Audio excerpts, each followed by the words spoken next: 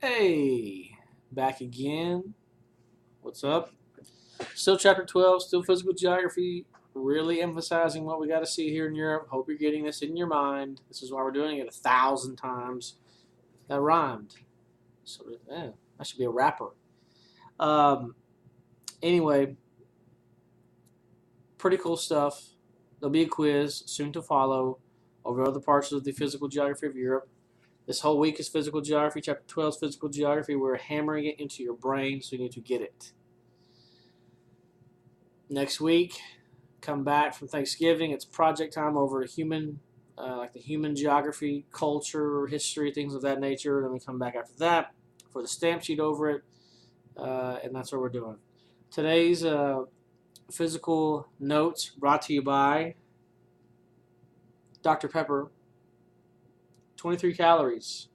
It's a manly drink, but women can also have it as well. So, uh, it's good. All right. Peninsulas. We should know by now that peninsula is Europe. Reason why? It is a large peninsula, and it has a bunch of other peninsulas coming off of it. Okay? It stretches from uh, the Atlantic Ocean to the western part of Asia. There's some small peninsulas in part of it. It's called the Peninsula. That should be written right here if you are taking notes. Peninsula of. Peninsulas. You know what I'm saying. That's where you should write it.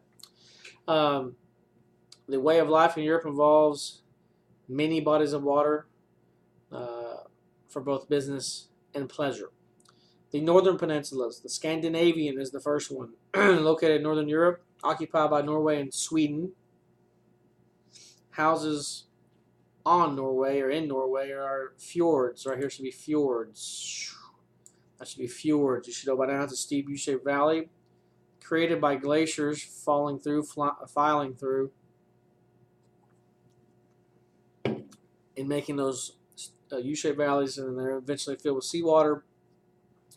And now they're a great waterway to and from the oceans. The other peninsula in the north is the Jutland Peninsula, across the North Sea from Scandinavia. Most of Denmark is on the Jutland Peninsula, and a little bit of Germany. Southern peninsulas, there are 3 of them. Home to Spain and Portugal, blocked off by the Pyrenees Mountains, that would be the Iberian Peninsula. Home to Italy, shaped like a boot, should be the Italian Peninsula, should be easy. And the third, bordered by the Adriatic, Mediterranean, and the Aegean Seas, is the Balkan Peninsula. Again, find the Balkan Mountains, and you find the Balkan Peninsula. Islands in Europe. The largest, Great Britain, Ireland, Iceland, and Greenland. The small ones, most notably Sicily and Crete. In some of those questions, what geographic advantage do the islands have to promote trade? Well, they're right there near water. It makes it easier for them to trade. And some of these islands, like Sicily and Crete, depend on trade extensively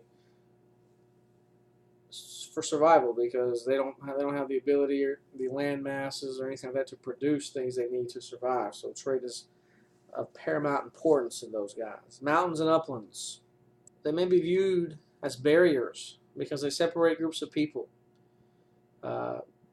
They can help with weather situations. They can block winds. They can help with storm situations. But they also form barriers between peoples, which is why you have many different ethnic groups maybe in a small amount of area because these large mountains make it impassable to go from one side to the other. So these groups are going to grow up throughout history not really knowing each other. They're going to develop their own ways of doing things, and that's going to create 2 different cultures and all that kind of stuff. So that's why they're called as barriers sometimes. The most famous of these mountain ranges in Europe is the Alps. They stretch across France, Italy, Germany, Switzerland, Austria, and northern Balkan Peninsula. They're a very large mountain chain, very influential when it comes to climate. Southern Europe benefits greatly from these large mountains because the cold winds are blocked from the north by these mountains. The blank mountains divide Italy into east and west. That would be the Apennines, or however you want to say it. It's the spine of Italy, right in the middle. The other mountains that block the Balkan Peninsula from the rest of Europe will be the Balkan Mountains.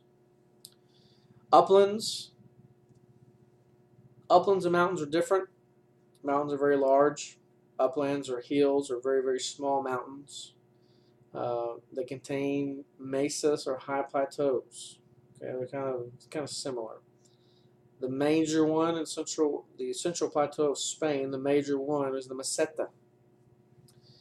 And the major one in France is the Massif Central. It's my French. And those are the two major uplands of Europe. The rivers. Transversing Europe is a network of rivers that bring people and goods together. How? Well, it makes it easy to travel. Traveling up these rivers, bringing people together through trade and goods together through trade. The major rivers cuts to the heart of Europe, flowing west to east, covering 1,700 something miles. That would be the Danube River. And the one that flows from the interior of Europe to the North Sea, covering 820 miles, is the Rhine River. Throughout history, these rivers helped connect the Europeans to the rest of the world, encouraging both trade and transportation.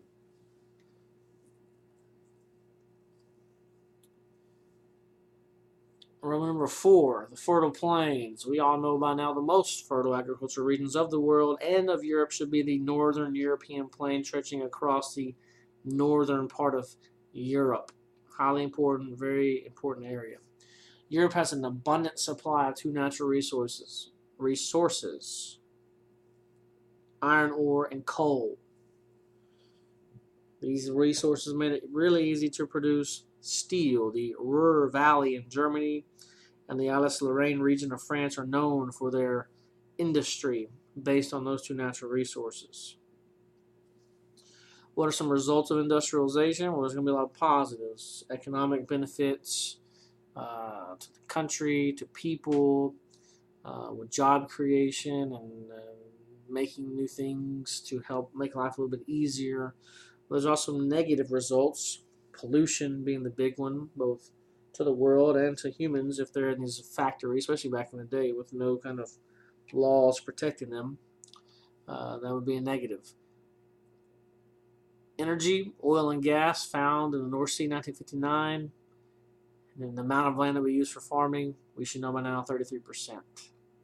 The resources in the area have directly affected the foods people eat, the jobs they hold, and the houses in which they live. That should be common sense. Resources in your area kind of dictate the major jobs of the area.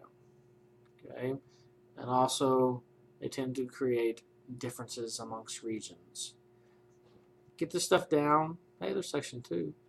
Get this stuff down there and be ready for a quiz there, all right? What's up?